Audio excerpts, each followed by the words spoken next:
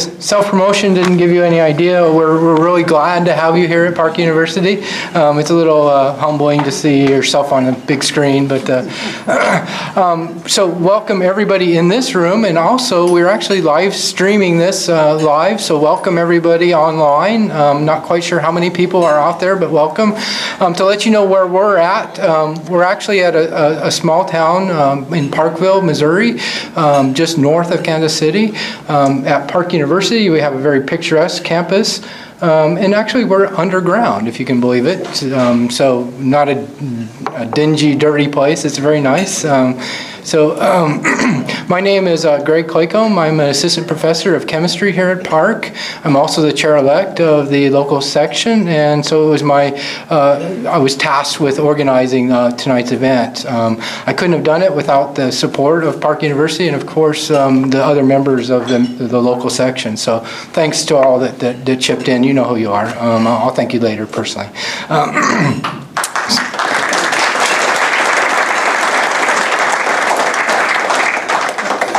Before the winner of the award is introduced, I just want to tell you a little bit about Kenneth Spencer. This is the Spencer Award, okay? So Kenneth Spencer was born in 1902 in Columbus, Kansas. That's just south of Kansas City, south of actually Pittsburgh, Kansas, if you know your geography here. Spencer worked his way up in the Pittsburgh Midway Coal and Mining Company, where he became chief engineer, general manager, treasurer, vice president, and in 1942, president of that organization. As if he didn't have enough to do, he started two companies. In 1941, he started Jayhawk Ordnance, and in 1941, he started the Military Chemical Works. In 1948, he consolidated those three businesses into the Spencer Chemical Company. Products from that company were distributed to 43 states and around the world. During his life, Spencer served on a number of boards, including the American Telephone and Telegraph, Armco Steel, Goodyear Tire. A little closer to home, he was one of the 9 original incorporators of the Midwest Research Institute here in Kansas City. He was also a recipient of numerous awards, including an honorary doctorate from Park College. So we're glad to have the award here at Park. In 1955, Kenneth Spencer established the Spencer Award, and I'd like to read what's written in your booklets there. In his words, there is no field of human endeavor so enduringly important to man's welfare as the field of agricultural and food chemistry. Men of vision in agricultural chemistry have always labored to improve on life's necessities by providing nourishing foods, better shelter, and better clothing. If man is to continue to have an improved standard of living, these endeavors must make a vigorous progress. Therefore, I have long felt that the efforts in industry, research, and education by the chemists who toil for a better living through better agriculture and better foods should be rewarded. And so that way you have an idea of what this award is about. So at this time, I'd like to welcome Dr. Tom Helming, who is actually going to introduce this year's Spencer Award winner. So I want to tell you a little bit about Dr. Helming. He obtained his bachelor's degree in chemistry from Carthage College up north, and then his PhD at the University of Cincinnati. After graduating, Dr. Helming's focus turned toward product development and production, where it remains today, I believe. He has over 25 years of research experience in animal science, food safety, topical antimicrobials, surface sanitizers, food processing cleaners, and much, much more. Dr. Tom Helming and our award winner first met in 1995, and after an informal discussion, decided to collaborate. Their collaborative research resulted in a patent and 2 products which are still being sold today. So I'd like you to help me welcome Dr. Tom Helming.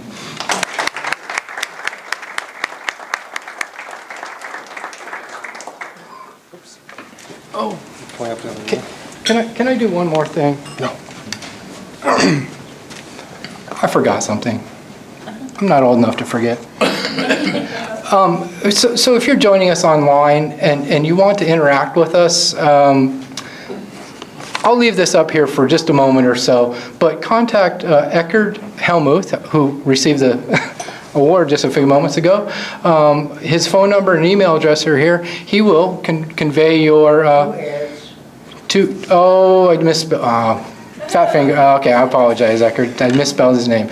So leave this up here for a moment. If you're online and you want to contact us and ask a question, please jot that down, okay? Now, I apologize. Say in the microphone the 2 L's, because they want Eckert was saying I misspelled his name. There's 2 L's in Eckert.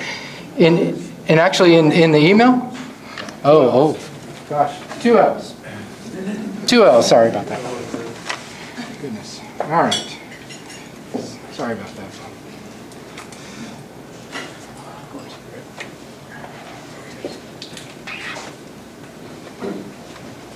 Thank you very much. It's an honor to be here. Congratulations, Attila. Instead of the usual introduction where people recite the recipient's history and their long career, it's all in your program, so if you want to read that, go ahead. But I'm going to tell a few stories about Attila and the collaboration we've done with him. So it all started in Kansas City at an ACS event. He was a tour speaker about 15 years ago. He was on the program. I actually couldn't make the program, but I saw his topic about edible films. So one of my colleagues from the lab, I sent him to listen to the talk. And that evening I talked to him because I had an idea how it might apply to something we're doing. And my colleague came back and said, it has nothing to do with what we're doing. So we're like, well, okay, I'll go have the breakfast. Because we had prearranged that we'd meet for breakfast, even though I couldn't go to the talk. So I go to the talk anyway, and I kind of listened to what he was doing. And then we started discussing what we're doing. I go like, hey, this could work. So that's what I want to talk to you about. So obviously his expertise in research at USD has been in edible films, and it's a nice contribution, obviously, to the world. As we know, the world's population is growing. What it's supposed to be 90 billion within 30 years, and we got to feed them with the same resources we have to do. So anything we do to help feed the world's population is pretty important, or actually protect the food we already produce, right? If you want to talk about sustainability, the biggest thing we can do is reduce the loss of food once we've already grown it. So that's how it started. He was Kansas City. He hasn't aged a bit. Actually, the reason I should back up, the reason I'm selected, and I'm the only colleague he's worked with that's still alive. He's outlived the rest of them, so something to be said. So anyways, his work has been in edible foods. So how can we take foods we have, like fruits, etc., and preserve them to maintain the freshness, the appearance, but also the nutritive value. So there's various things. And we've got thinking about that, and what we're doing, and we'll get into slightly, is think about the properties you have there, right? It has to be, when it's going on food, so the coating itself has to be safe to be eaten. And then we're creating a film that's locking in some nutrients, probably trying to keep out oxygen, and maybe, depending on what we're doing, locking in or out moisture. So that's some of the challenges, and it has to be some way we can get it to stick to these surfaces, and we buy these fruits. You have been conducting a meeting for a long period of time. If you wish to continue, press 1 now. It's attendantly. My cell phone's not working down here. So that's what Attila's doing. Now here's what De La Val does. At the time I was working for the company called West Agro. It's part of De La Val. So De La Val is a Swedish company, Tumba, Sweden. Nice to go in the summer. Don't go in there in January. It's dark and cold. Inside the offices around budget time, it's always dark and cold. So anyway, so we do things like this. What we do, my dinner colleague Tom, who was up here before, was talking about milking cows on a farm. Today we're producing machines that actually milk them robotically. You can be sitting on the beach in Florida and the machine's milking the cows for you. Somebody's still got to feed them. But so that's where the industry is. So, but the business we're involved in is disinfecting cows' teats, so preventing a disease. So how does that tie into what Attila was doing? So here's what we're doing. Here's what he's doing. So what the stuff we do, these are teat disinfectants. So it's put on the cow to prevent mastitis. So the milk comes out, the teats in the cow. These cows are close to the ground. The cow's often laying on the ground. And so there's the teat canal where the milk comes out is a nice channel for bacteria to go in. And what do bacteria like to grow and thrive in? They love to grow in milk. So mastitis, so bacteria can survive on the teat skin. Actually, Staph aureus, for example, will survive on teat skin. Coagulase negative staphylococcus will colonize the teat orifice. They migrate up the teat canal into the teat cistern, into the udder. And if they do that, then we get a disease called mastitis. That's also a disease of humans. It doesn't happen every day in humans, but it happens, can happen daily in cows. So if they get mastitis, that's an expensive disease. It's the single most expensive disease for dairy cows. So you get veterinary services, we treat it, you get loss of milk production. You may actually, if you can't cure this or treat it, the cow's on the way to the slaughterhouse and is in a hamburger the next day. So this is the single most expensive disease that you can do. In addition, if you think about sustainability in antibiotics, right, to treat, this is an infection treated with antibiotics, or potentially putting antibiotic residues in the food chain, right? So this, if we look at a cow, right, you've got hopefully a lot of non-infected cows. You do have some that are clinical and subclinical. If they're in this case and don't spontaneously cure, then we have to treat with antibiotics. You got the risk of, we're using the same antibiotics that are used for cows, so we got this risk of resistance and overuse of antibiotics, plus we have the risk of antibiotics in milk or dairy products. So teat disinfection used to prevent this to happen. So, okay, again, how does it fit into films? All right, so there's natural defense factors that help prevent the cow from getting infected. It's amazing if you think about the exposure that teat has to bacteria that they aren't all infected. It's amazing how resistant the dairy cows are. You can have contagious mastitis. So it's contagious like coughs or colds, right? It's spread from animal to animal, and that generally occurs during the milking process. But you can also have, and this is controllable through teat disinfection, but then we got environmental factors. So it comes from the bedding, comes from the soil, comes from the environment. And so the barrier films actually fit into controlling this type of mastitis. So what we do to prevent mastitis is we disinfect the cow's teat after milking. And this is a list of some of the properties that a good teat dip has to have. So regular teat dip, it's a good broad spectrum germicide, it's got all kinds of bacteria. Want to be quick. It's going on tissue, right? So it's got to be mild and safe. Obviously for regulatory reasons, etc., it's got to be stable. We don't want to cause any milk residue issues. But here's the differentiation. So we got an interesting, if we can leave this teat disinfection we put on right after milking, if we can keep that there for several hours or up into the next milking, we can prevent contamination of bacteria that occur from the environment in between milking, right?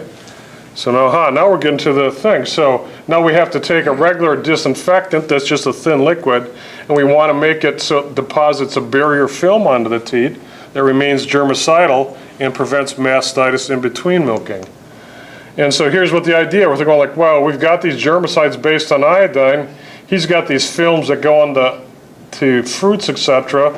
These are all food safe. They create a barrier. Could I combine these two and they'll create this barrier teat disinfection that prevents mastitis in between milking and have some innovation, right? So, okay. So that's how it starts. So we talk about what we do. He talks about what he does. And I'm like, well, it sounds like it might work. It's a good place to start. Okay. So here's what we need to do. It's got to be a good disinfectant. It's got to persist on teat. We want to leave some residual either physical protection or residual germicidal effect.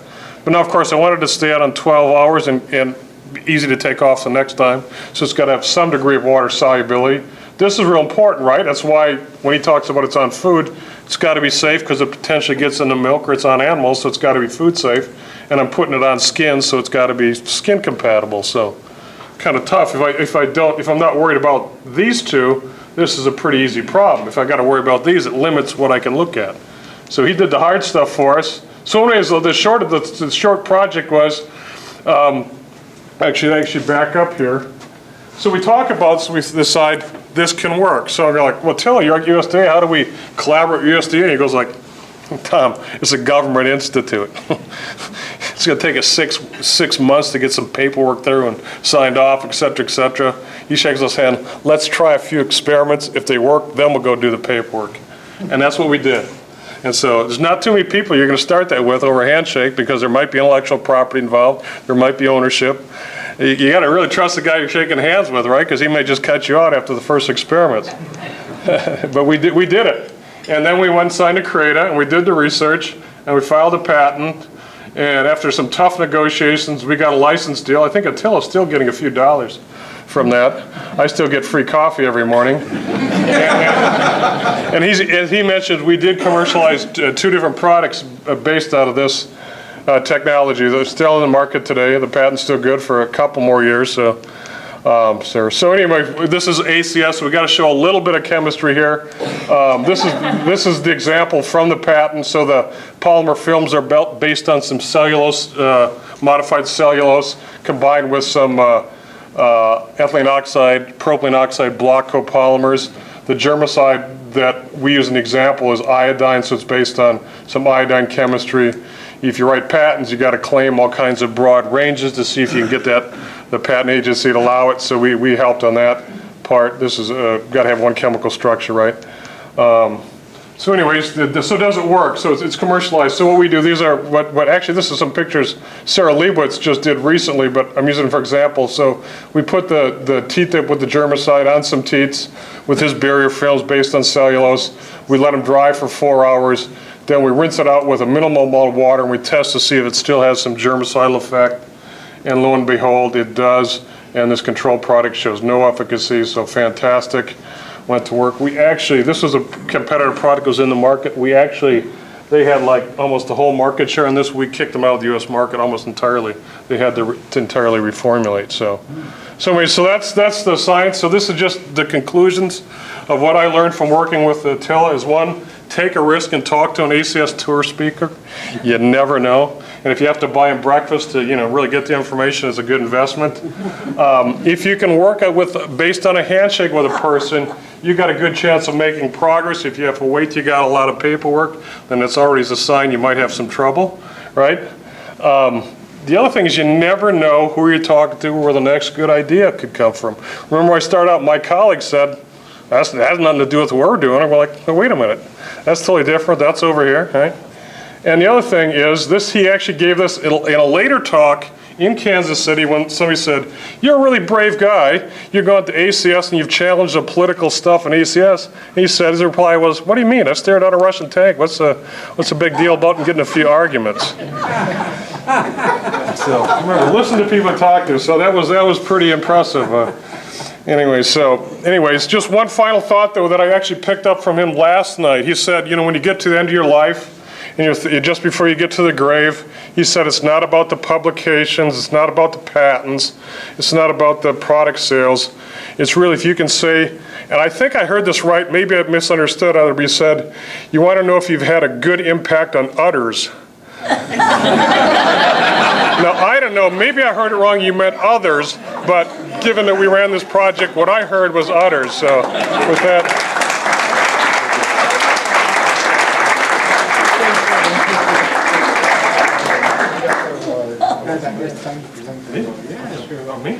Well, come on up, Attila. We have an award for you. It includes a medal with your name inscribed as a Spencer Award, and also a small token of appreciation. Thanks very much.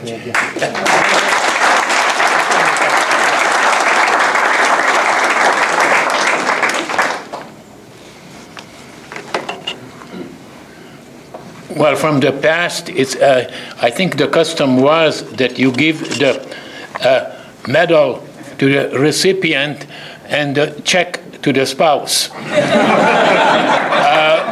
Unfortunately, my wife was ill; she couldn't be here. So I'll carry with me, and I assure you, I give her the check. Anyhow, ladies and gentlemen. Let me start out in a different way.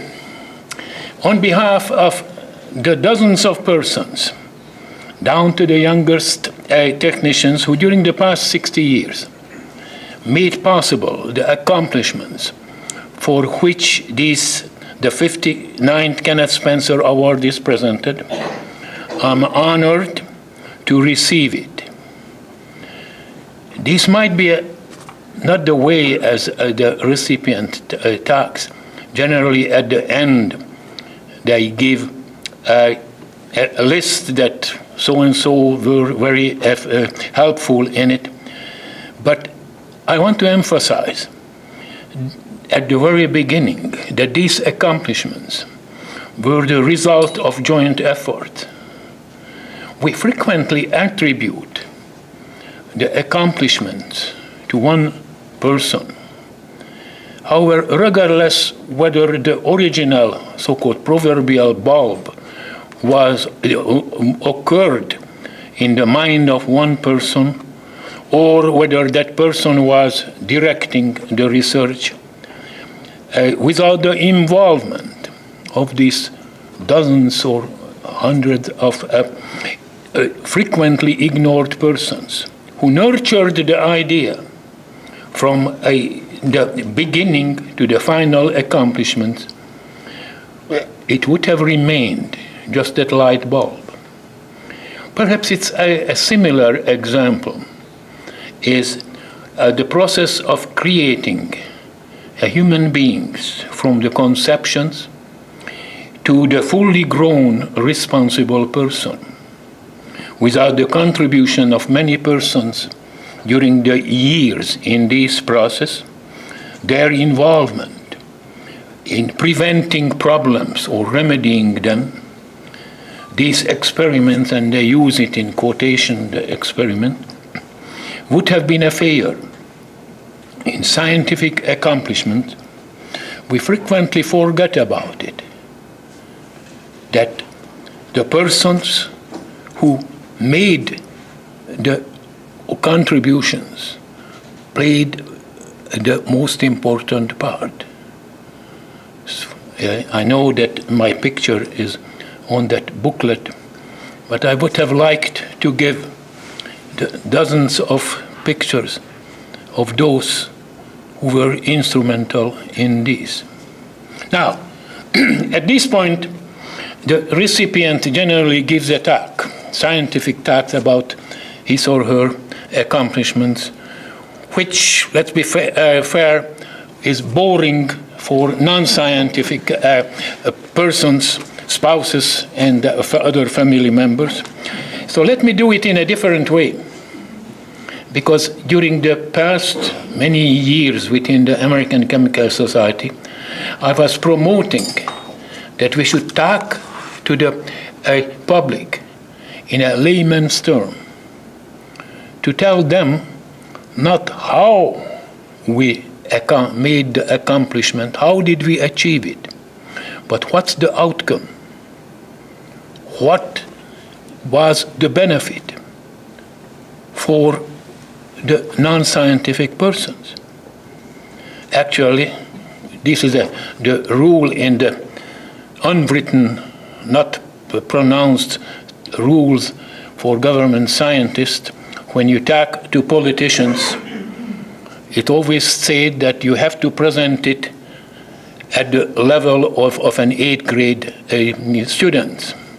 Now, I'm not allowed to say whether this is an under or overestimation of the IQ of the recipient. I'll leave it to you, to your judgment about your own representative, where does that person belong.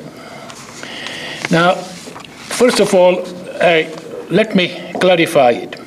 The booklet says I have 60 years of experiment. The pamphlet for tomorrow's talk says I had 70 years of research and teaching. Now, considering that I'm 83 years old, you might wonder that how is this possible? What is correct? Actually, I have to tell that the 70 is the correct.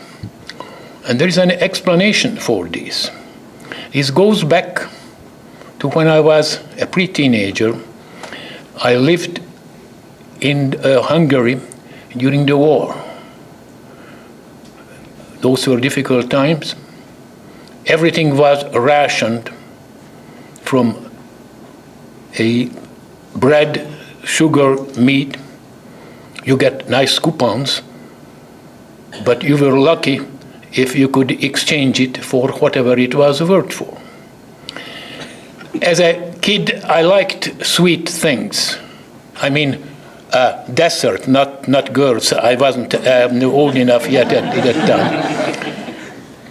And I looked at it that what could be done about this? I wasn't a chemist, but I got the old chemistry book of my father, who was a mechanical engineer. He went to the same university where later I followed him. And the rule was that regardless what type of an engineer you were, you had to take a semester of chemistry. So he had an old book. Actually, the book was dated since he graduated around 1905. It was going back, I think, it was issued in 1880 or something like this. And I found in it, I was just scanning, and I found that you can make sugar out of potato. Actually, this was something what you could buy in mass. It was called the potato sugar. And the way as I found it out, that there was no recipe, that if you take potato starch and you hydrolyze it with diluted hydrochloric acid, you get something which is very sweet. Now, they didn't give the actual recipe, so as a young kid, and since my father wasn't a chemist, I started to experiment. So that was my first experiment 70 years ago. I have to admit that the result, even after a number of experimentation, was a kind of a soury, sweet mess. Now, I wouldn't eat it probably today, or your kids wouldn't eat it, but you have to imagine the situation during the war back there. Your choice was either to eat this or the coupons on which the whole thing was printed. And so I started out with this. And after this, I don't know how exactly I developed, whether that was influencing my future. I started chemistry, and it was actually 62 years ago, when in a real laboratory, I started my work. And somehow during the years, it was always aimed for various agricultural applications. My first application was the development of pesticides and insecticide based on fluorine chemistry. I don't go in details that how it is. I just want to mention it to you that fluorine chemistry is completely different than the other halogen chemistry. They are more efficient in a number of cases because the size of the fluorine atom is the same as the hydrogen. So when you replace a hydrogen, and I apologize, this is the only chemistry what I'm going to mention, the size of the molecule remains, the structure remains the same, but it changes its biological properties. The problem is that we had to develop ways how to prepare it, that while you can prepare chlorine compounds by chlorinating it, by elementary chlorine, the fluorine is, when you treat something with fluorine, it blows up. I still have a few marks on my hand which shows that. So this was the first attempt to help agriculture. Later I joined USDA because they had a problem. In the 60s, that was in the late 60s, the synthetic fibers, synthetic textiles, was gaining more and more use because they were convenient. You spilled something on it, you could wipe it off. Most of the agriculture-related textiles, such as cotton and wool, weren't so good. You had to wash it, and when you washed it, it created a problem. So what I did, I developed a method, and again, I'm not telling you how. To give you an idea, you see those neon lights? There is the glow there. I use these to help and treat these textile fibers, because as you know, if you have a woolen sweater, you throw it in the washing machine and it shrinks. Now, with all due respect, some women might prefer it because it's more tight there, but in most cases you don't want these. So what we did, we applied this, and lo and behold, it worked. Now, let me show you. I have some samples, show and tell. This is a scarf. It's somewhat moth-eaten because this was done 30 years ago. Now, this was treated by this way. This was the same size after washing.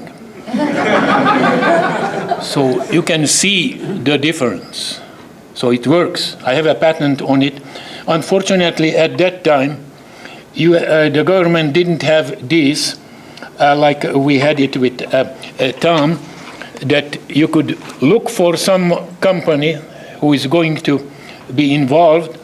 And the problem is that we developed, I got a patent, but then it became public domain, and everyone could use it, then no one used it. But this is the way sometimes government works, the government bureaucracy. You can't imagine how bad it is. The best example is, look at my gray hair. This is coming from 45 years of involvement of government bureaucracy. But nevertheless, with the way in the 80s it's changed, that it allowed that first we contact the company when there is something which is viable, and when we work together, the company like Laval got exclusive licensing, and no one else can use it. So in this way, everyone benefits. Tom mentioned that even I got something for it. Yeah, about every year I got from it probably about I don't know how many pounds you give or sell, depending on how much you do. I get a few pennies, so it still comes nice there, although it's taxable, so I have to pay taxes after. Now, this is nice, but government, those who direct government research are not looking at the long range. Generally, they are affected, at least the politicians who make the decision. But what the people want, well, hopefully you have government representatives who are looking at it in an idealistic way, but some representatives considers it that if the people want something, that means I can get vote and I can get re-elected. So my apologies to your representative if they think differently. So in the 70s, when most of the ladies haven't been here, they are too young to remember, there was an energy shortage. You had to stand in line at the gasoline stations to fill up, and naturally that the people demanded actions by the government. So they said, well, what can we do? Well, there is a famous quotation that somebody in the Senate, and I won't name that person, was asking, why don't we have more oil? He said, well, the Middle East has all the oil, because that's where in the 500 million years ago the dinosaurs were, and when they died off, they provided the oil. And he said, well, why don't we develop dinosaurs? Well, this was fortunately one, but others said, can we use agriculture to provide help? You remember the gasohol, the biofuel? And so at that time, the call went out from USDA, since you are looking at agriculture, what can you do?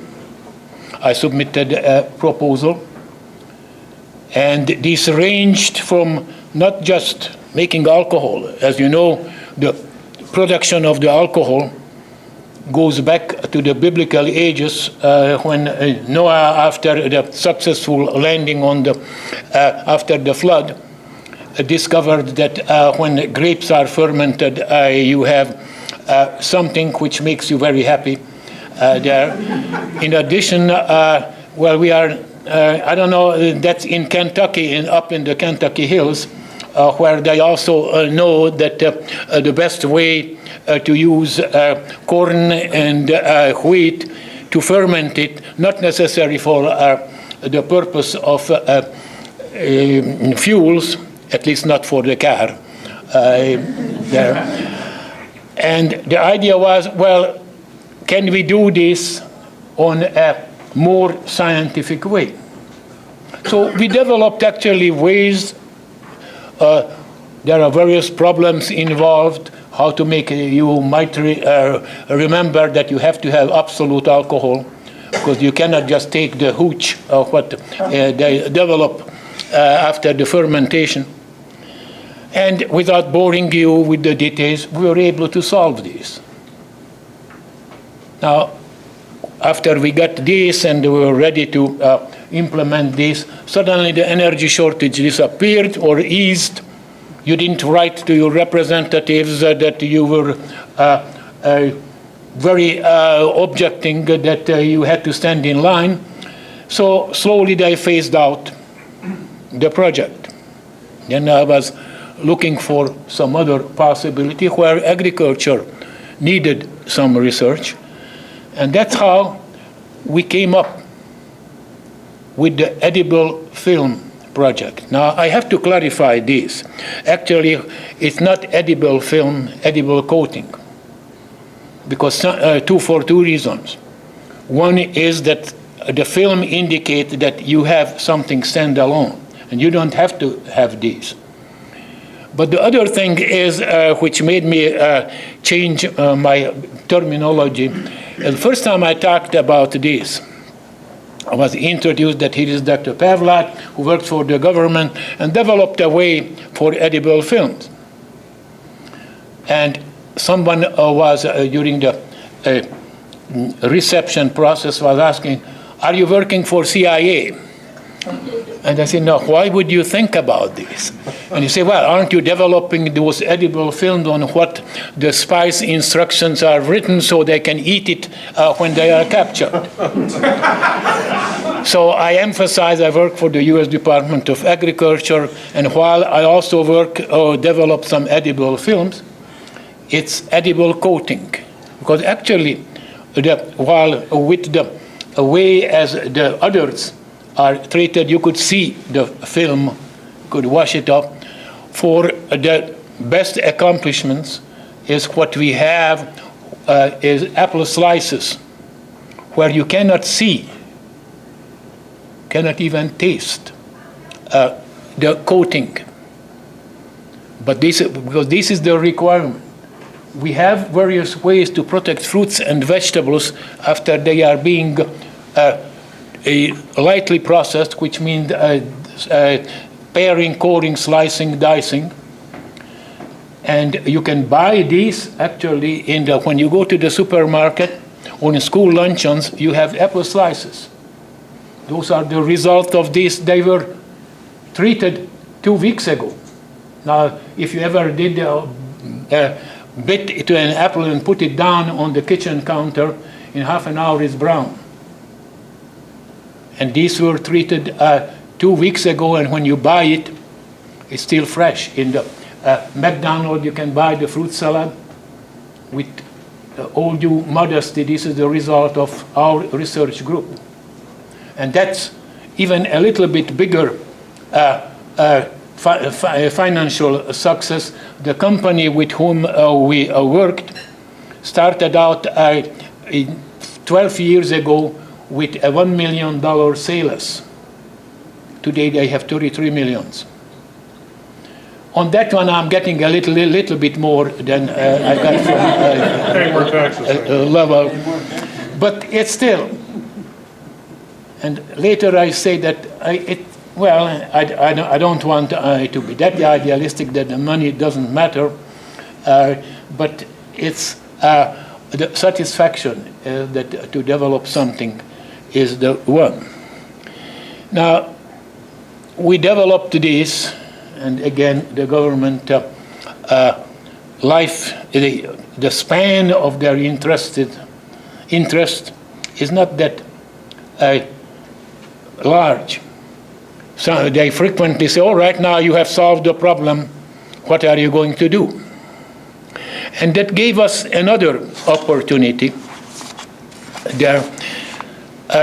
While developing an edible film, it's not enough that you have something which will protect, which will replace the natural skin, what you removed when you treated fruits or vegetables, but it also has to be, as it says, edible, which means that you have to fight with the Food and Drug Administration, that I accept it.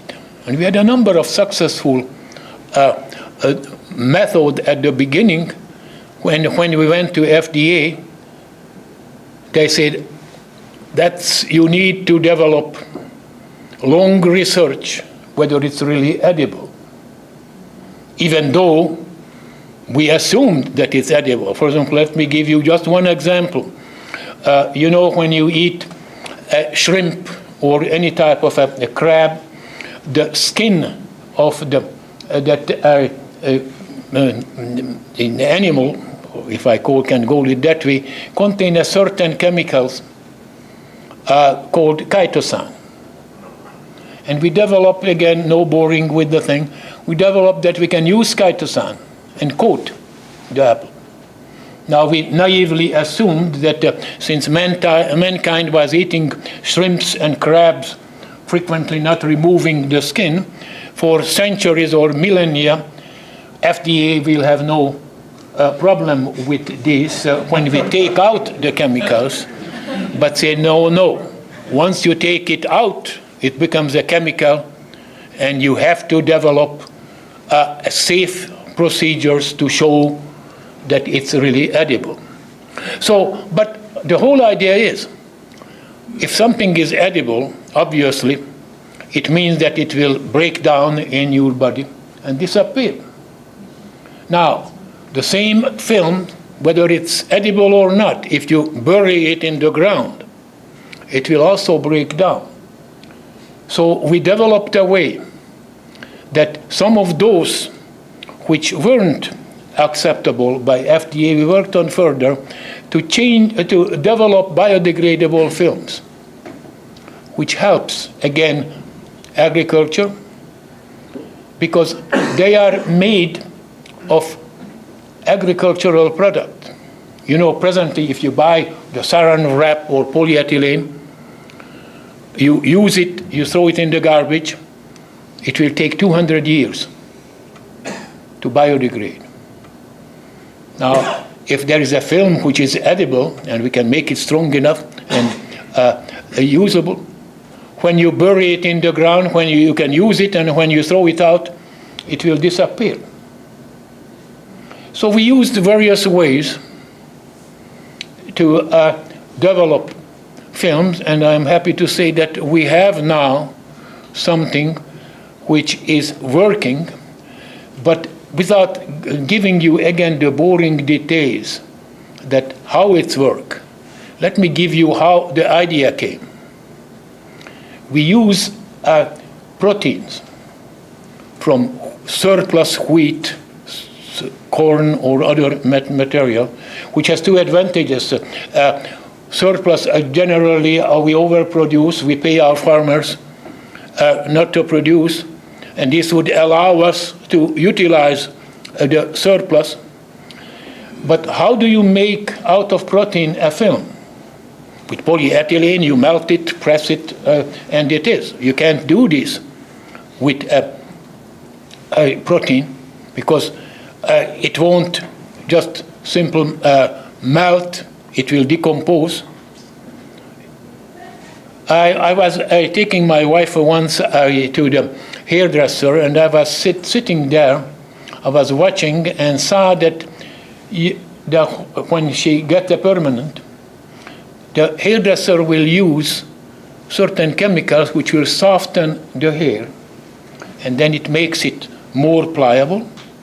Well, they don't make a film, but they make curls, and then they dry. The hair is a protein. It's somewhat different structure, but it's similar to the one in wheat and corn.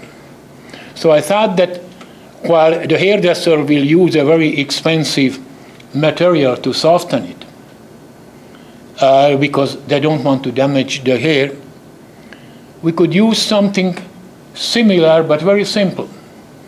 Mix the protein with this material, the powder of protein, make actually a dough. It's like a bread dough. Then put it under pressure. The softened protein will flow, and it will create a film when it's put under pressure. Now let me show you again. It's show and tell. Where is the other?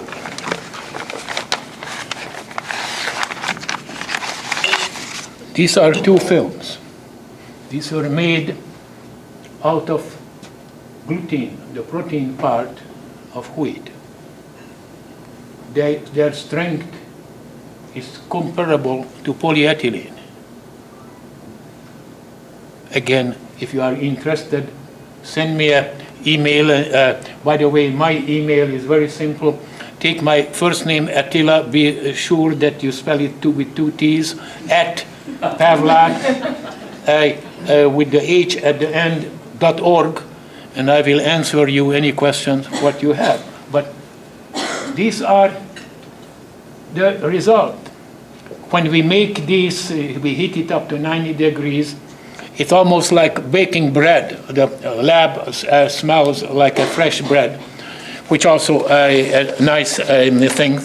Instead of some of the work what I have done at the very beginning of my life with fluorine compounds, the smell was quite different and dangerous.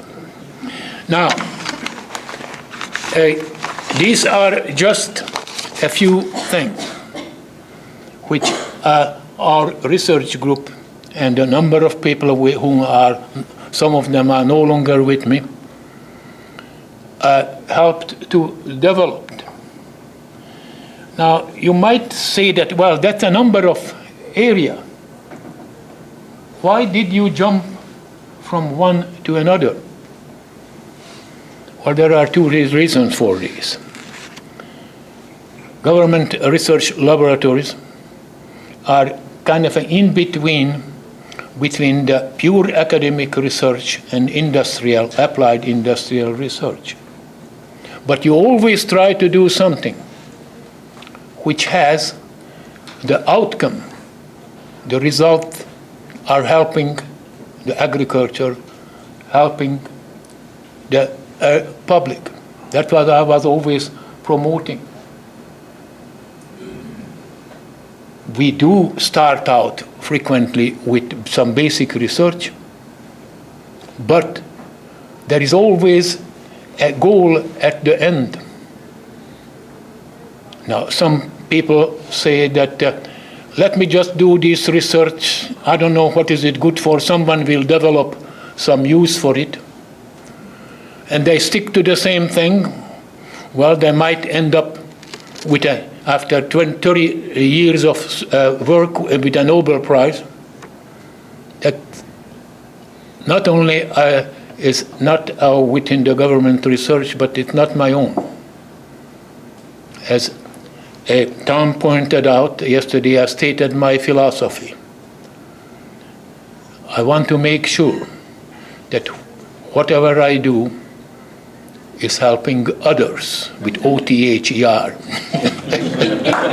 No, wait a minute, it's not finished yet.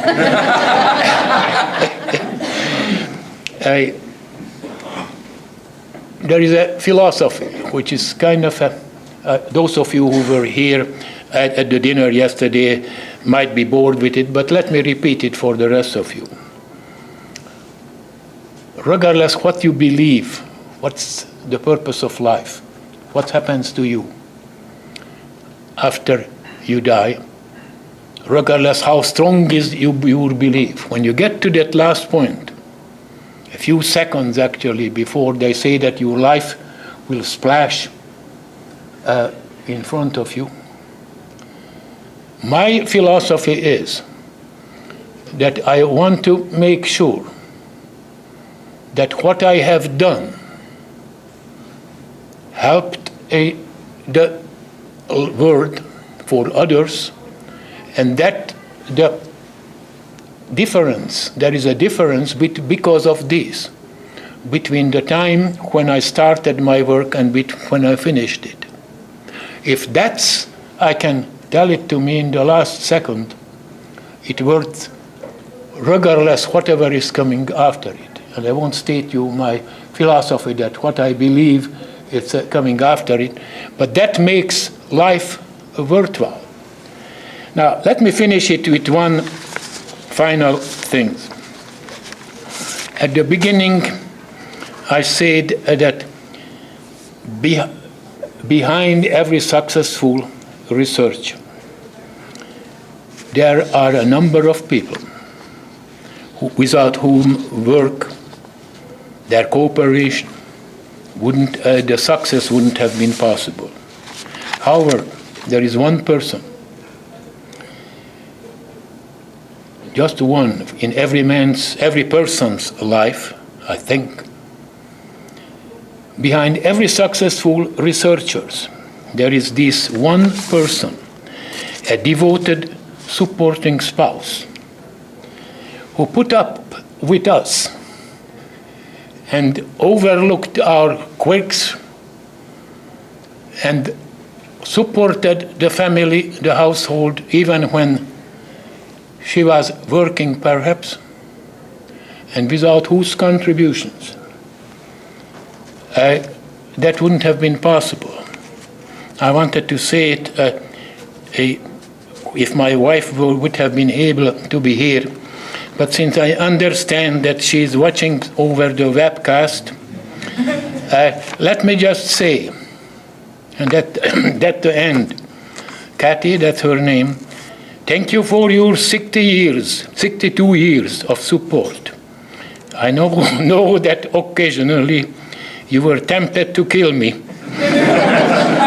but you stood by me always. Thank you for your support, without which I wouldn't be here today. Thank you very much for your attention.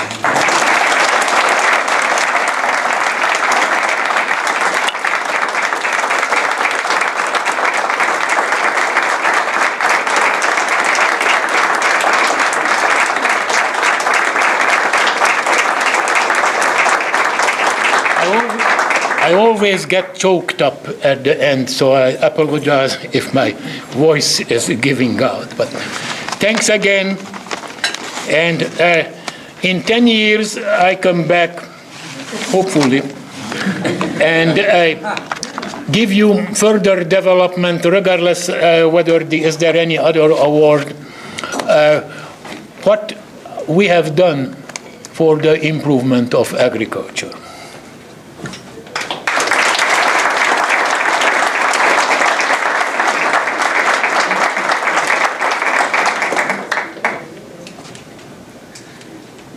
Thank you very much, Attila. Thank you.